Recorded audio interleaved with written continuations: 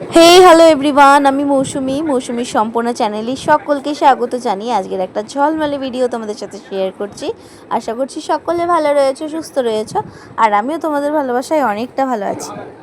আমি তোমাদের বলেছিলাম এরপরে আমি বাড়ি যাব, তো তোমাদের সাথে ভিডিও শেয়ার করছি, কিন্তু আগেই বলে দিই সেদিন 5-10 মিনিট হাতে নিয়ে আমরা ট্রেনে উঠেছিলাম, লেট হয়ে গেছিলো, তারপরে সেজন্য আর ভিডিও করিনি। আর প্রচণ্ড পরিমাণে গরম ছিল, আর তারপরে একটু মাঝপথে বৃষ্টিও হয়েছিল আর কি। তারপরে দেখো ট্রেনে উঠেই সেদিন আমার দুপুরে ট্রেন ছিল আমি দুপুরে খেতেও ভুলে গেছিলাম, প্রচণ্ড খিদে পেয়েছিল।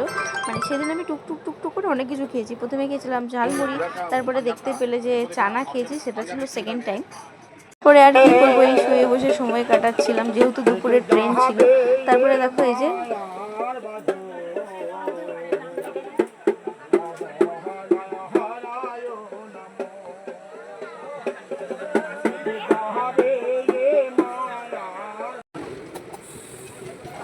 তখন ঠিক মানে মালদা টাউন ঢুকেছিল 7টা নাগাদ। আমি বললাম না 3টে ট্রেন ছিল, সেজন্য একটুখানি ভিডিও করেছি। তারপরে আমার ওপরে সিট ছিল, তারপরে আমি ওপরে উঠে গিয়েছিলাম। আর এই ভিডিওটা ছিল হচ্ছে ভোরবেলার, রাতে একটুও ঘুমাতে পারিনি, প্রচণ্ড পরিমাণে গরম। বাড়িতে এসেছি সেই অনেক ভোরবেলা, মানে 5:30টার দিকে। এসে কিছুক্ষণ রেস্ট করে তারপরে আমার যতগুলো জামাকাপড় ছিল সব কিছু দিলাম, স্নান করলাম। আজকে আবার মঙ্গলবার। খেলাম, আমি ভিডিও করতে ভুলে গেছি। আমি আর আমার শাশুড়ি বসে বসে গল্প করছিলাম আর খাচ্ছিলাম। ভাবলাম তোমাদের সাথে একটু শেয়ার করি, অনেকের অনেক রকম কথা তো আছেই, তো ভাবলাম একটু শেয়ার করি। আবার কি মনে হলো এইসব লোককে দেখিয়ে ভালো লাগলো। তাই এখন একটু রেস্ট করি, তারপরে যাবো। মা অলরেডি অন্যটা চাপিয়ে দিয়েছে, তো আমি দেখি সত্যি রান্না করবো। মানে সারা ঠিকঠাক ঘুম হয়নি, তো শরীরে একটা অন্যরকম ক্লান্তি। চলো শেয়ার করবো যতটা পারবো। তারপরে এই দেখো দাদাভাই গাছে উঠেছিল আম পাড়তে। গাছে প্রচুর পরিমাণে আম হয়েছে আমাদের।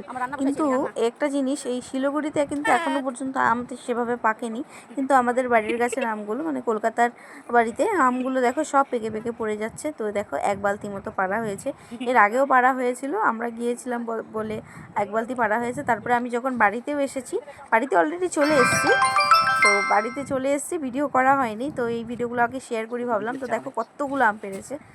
তারপরে এদিকে দেখো আমি রেস্ট করে নিয়ে তারপরে এখানে রান্না করেছিলাম ফুলকপির রসা, আর এখানে করব হচ্ছে পটল পোস্ত। আর এই ফলটা তোমরা কে কে চেনো বলো তো?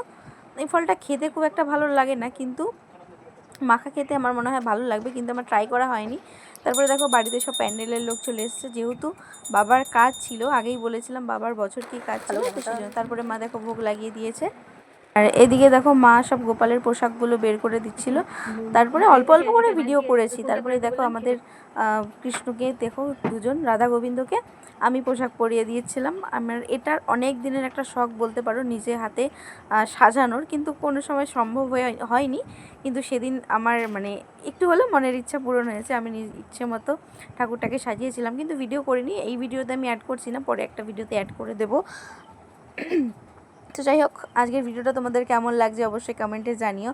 যদিও ভালো হবে না, অল্প অল্প করে শেয়ার করছি, ভালো লাগলে অবশ্যই লাইক কমেন্ট শেয়ার করো।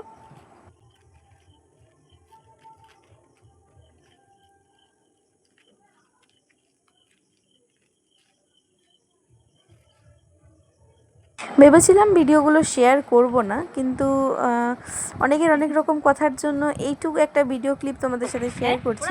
এর আগে আমি একটা তোমাদের সাথে ভিডিও শেয়ার করেছিলাম যে কেউ একজন আমায় বলেছিল আমার শাশুড়ির সাথে আমার নাকি খুব ভালো সম্পর্ক নয়, তো সেটাই ভাবলাম তোমাদের সাথে একটু শেয়ার করি।